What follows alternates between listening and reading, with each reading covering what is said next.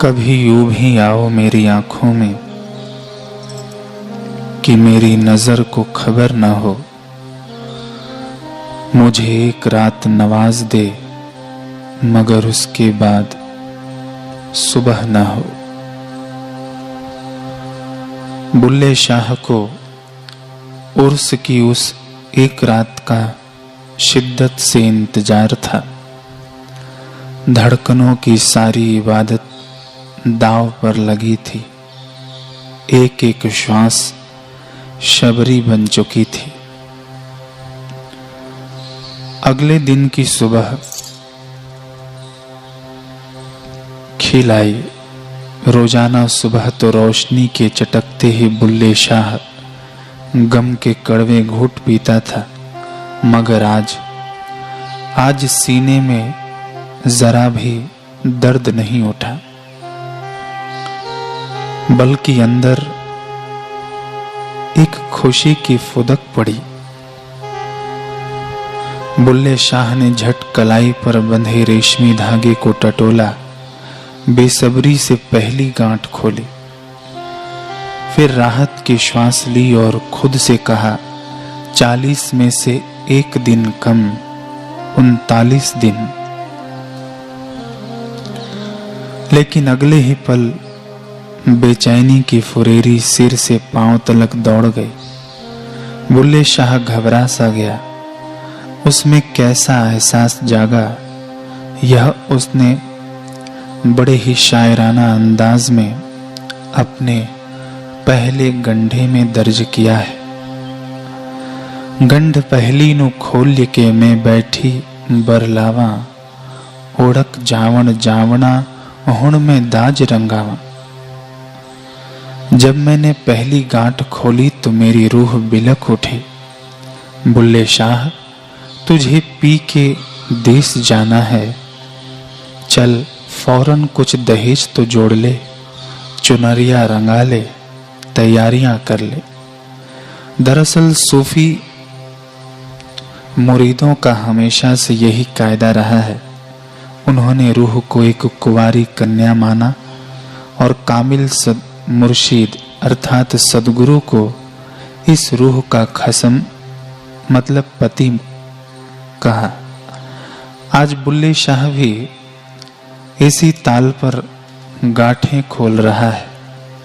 दूसरी और तीसरी गांठें खोलते हुए उसने इसी काफिये को आगे सरकाया, बताया कि वह किस दहेज का जिक्र कर रहा है, कैसी चुनरिया उसको जोड़ने और रंगनी है।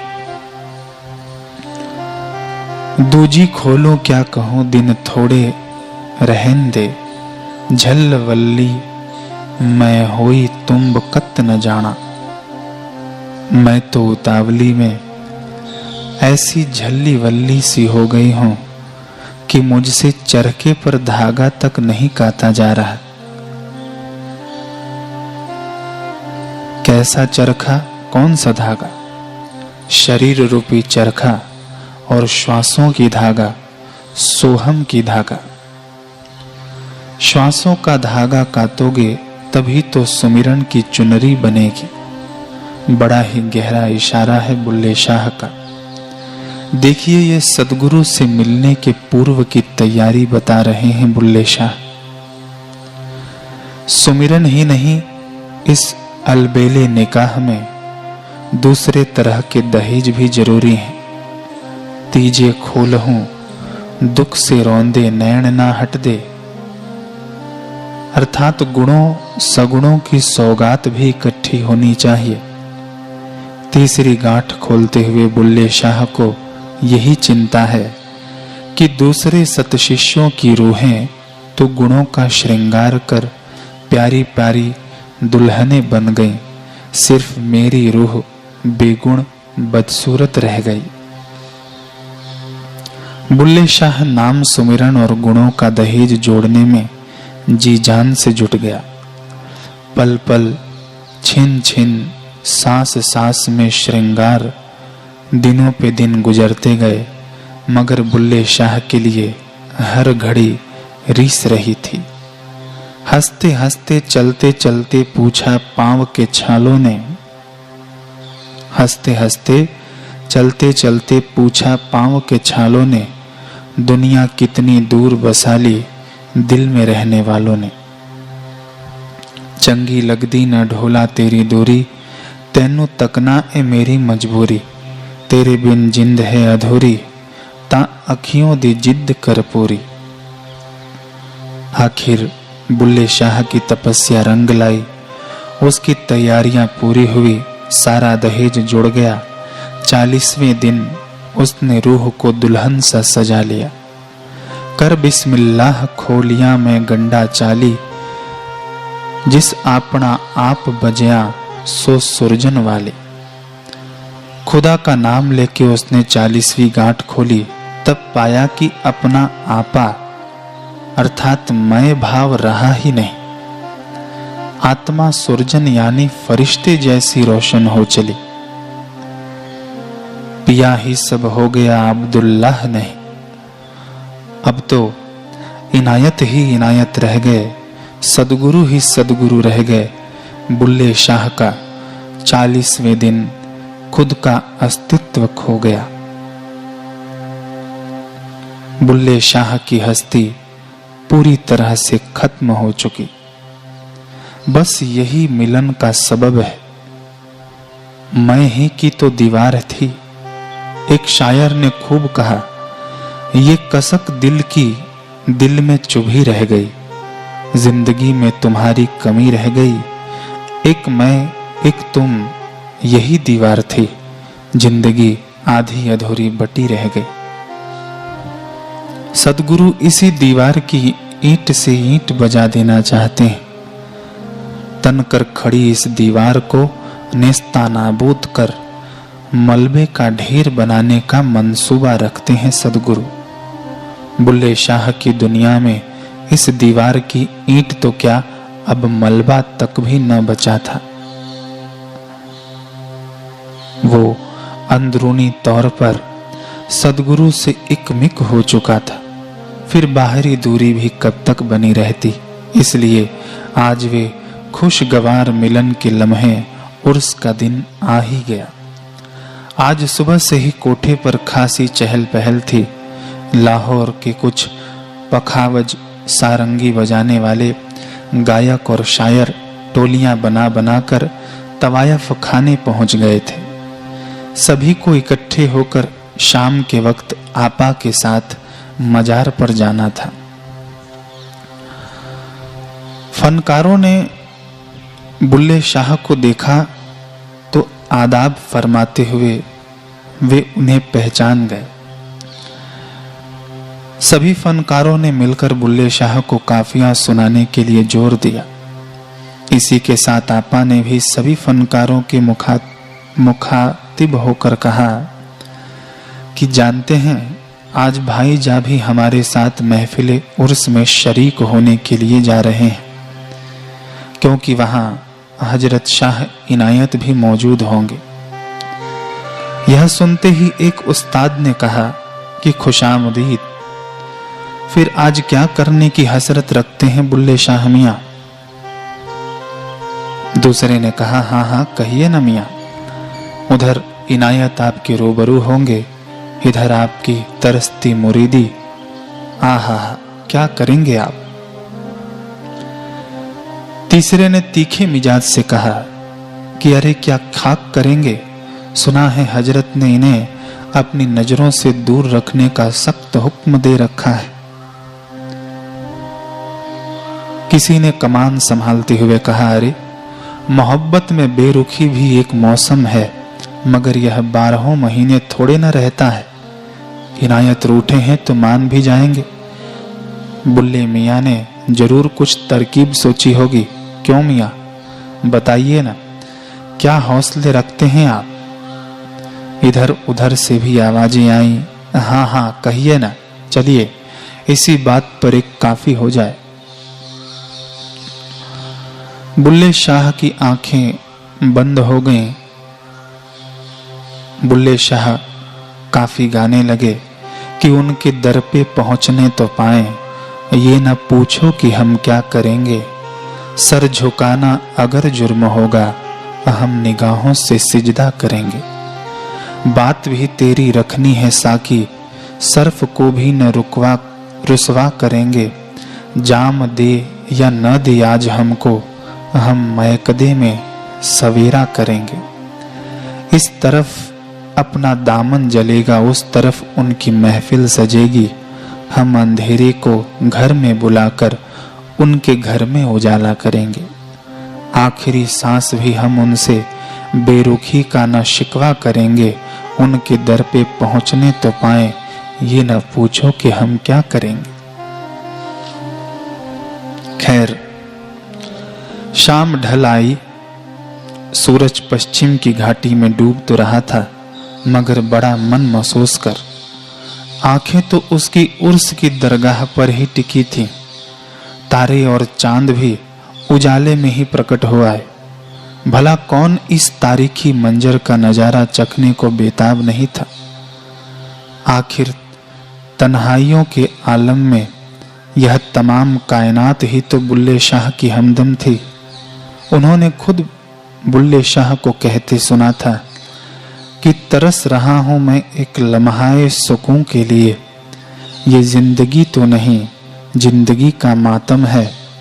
तमाम आलमे फानी ने साथ छोड़ दिए, बस अब सूरज चांद ही मेरे हमदम है।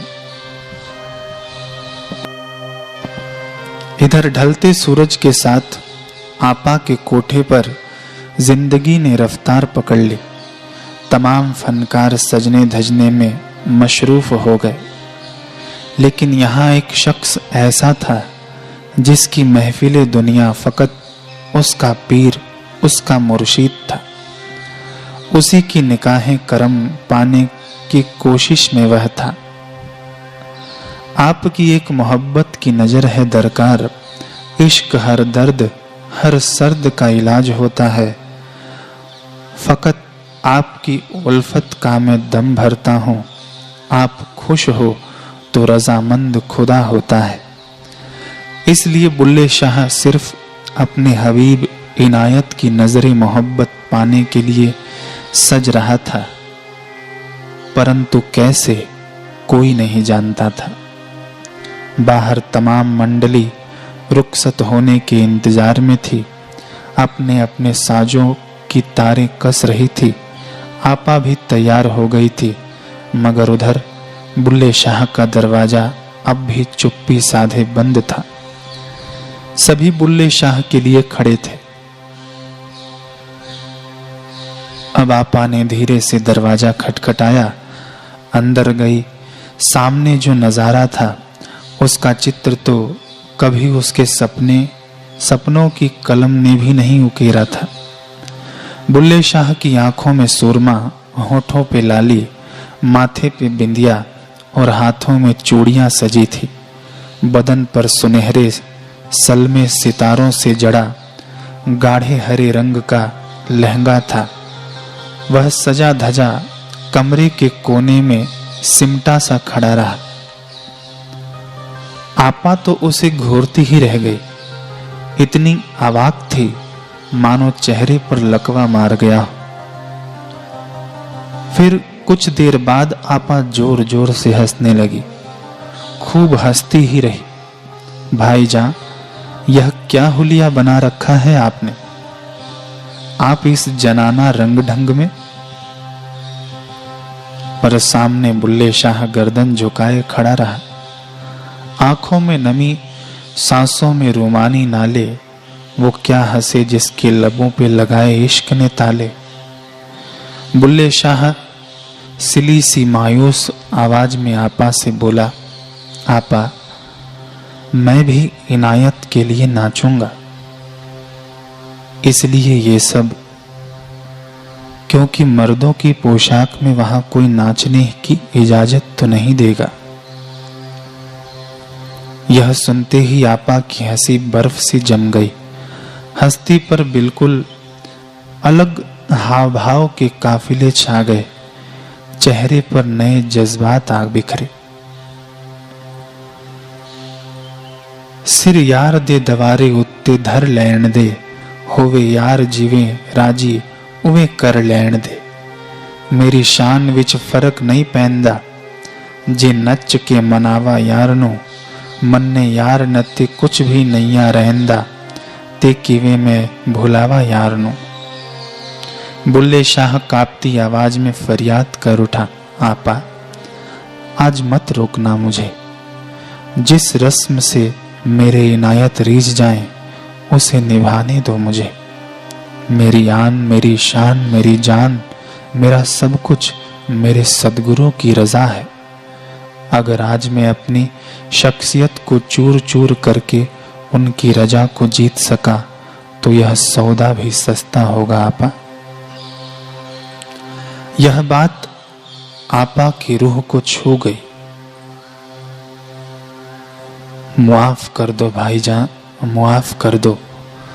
मेरे जैसी बेअक्ल तवायफ रूहानी सतशिष्य की रिवायतें क्या जाने। आप तो फरिश्ते हैं भाईजान, जो इस नापाक दुनिया में पाक मुरीदी की मिसाल कायम करने आए हैं। जमाने को पाकीजा आशिकी का सबक सिखाने के लिए खुदा ने आपको चुना है। ऐ खुदा, बज्म के हर शख्स को दे ऐसा जुनूं, अपने सदगुरु के इश्क में सदा बेखुद सरशार रहे। उसके पैगामो रूहानियत को न कोई भूल पाए, उसके इशारे से पहले बसर मरने को तैयार रहे।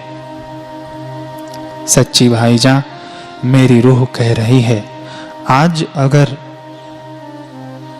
मुरीदी हारी, आपकी भक्ति हारी, तो मेरा एतबार सदगुरु मुर्शीद और उनकी मुर्शीदगी से उठ जाएगा। नहीं नहीं आपा, सदगुरु पर शक करने का कुफ्र मत करो। उसकी राह इश्क बड़ी अलबेली होती है। अगर वह सितम करता है तो उसका सिला भी देता है, रूठता है तो मुस्कुराकर अपना भी लेता है। अगर गमों से नवाजता है मुझे तो गमों को सहने का हौसला भी सदगुरु ही देता है। मुझी से छुपाता है राजे गम सरे शाम, मुझी को आखिरी शब भी वही सदगुरु तो बता देता है। अच्छा, अब चलिए, वक्त गुजर रहा है। आपा कमरे में से एक बुर्का उठाकर बुल्ले शाह के पास लौटी। भाईजान, आपके इस मुरीदी के लिबास को दुनियावी आंखें नहीं समझ सकती। दुनिया तो बस मखौल कर हौसले गिराना जानती है। बेहतर होगा कि आप अपने इस रूहानी हुस्न को इन्हीं पाक निकाहों के आगे, उन्हीं पाक निकाहों के आगे बेपर्दा होने दें जिसके लिए यह आबाद हुआ है, जो इसकी कदर जानती हो। अभी फिलहाल जमाने की नजरों के सामने तो आप बुर्कापोश होकर चले। बुल्ले शाह आपा का सादिक इशारा और खैर ख्वाही समझ रहा था, इसलिए भूरे रंग का वह बुर्का पहन लिया। आपा खुद काले बुरखे में थी। दोनों साथ साथ कोठे से उतरे और बग्गी में बैठ गए। उन्हें देख कुछ फनकारों ने टोका, क्या हुआ, बुल्ले शाह मियां नहीं आ रहे? नहीं, उनकी तबीयत नासाज है। कड़े रुख में इतना कहकर आपा ने मुंह सिल दिए। बग्गियों का कारवां अब मजार की तरफ कूच करने लगा।